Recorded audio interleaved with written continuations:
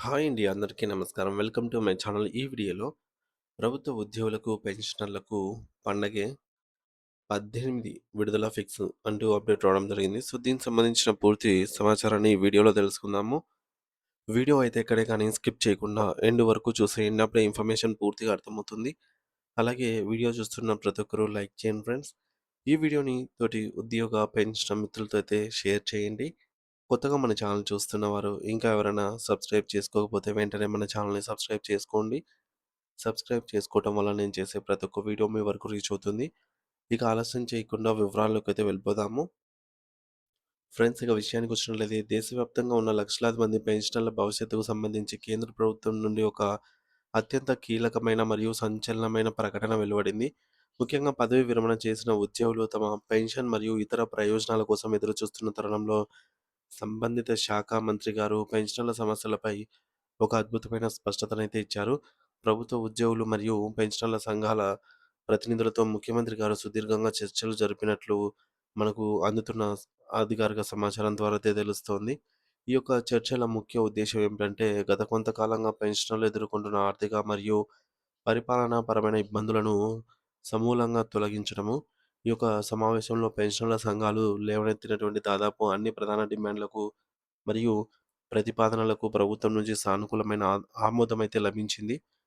ఇది పెన్షనర్లందరికీ కూడా ఒక పెద్ద ఊరటనిచ్చే విషయమని చెప్పవచ్చు.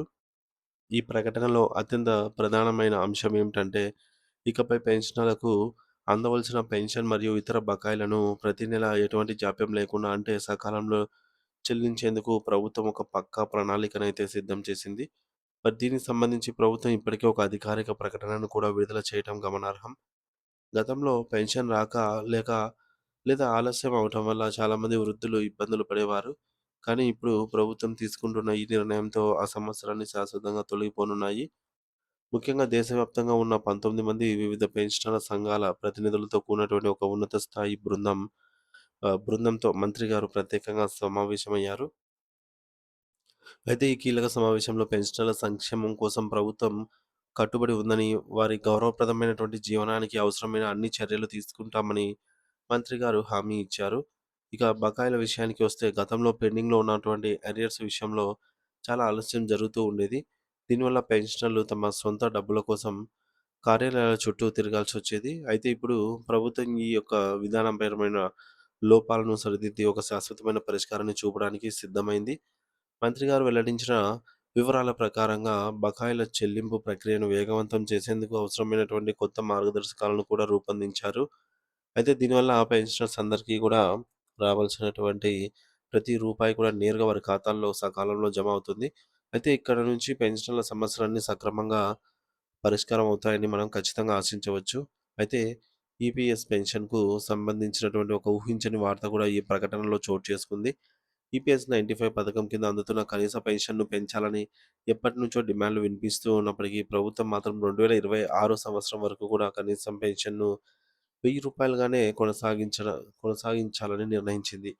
కేంద్ర ప్రభుత్వ పెన్షనర్లకు, ముఖ్యంగా ప్రైవేట్ రంగంలో పనిచేసి పదవీ విరమణ చేసిన వారికి ఇది ఒక భారీ షాక్ అని చెప్పక తప్పదు.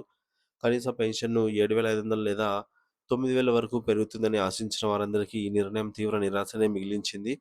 పెన్షనర్ల భవిష్యత్తు దృష్ట్యా 2026 నాటికి కూడా ఇదే నిబంధన అయితే అమల్లోకి ఉంటుందని ప్రభుత్వం స్పష్టం చేయడం చర్చనీయాంశంగా అయితే మారింది.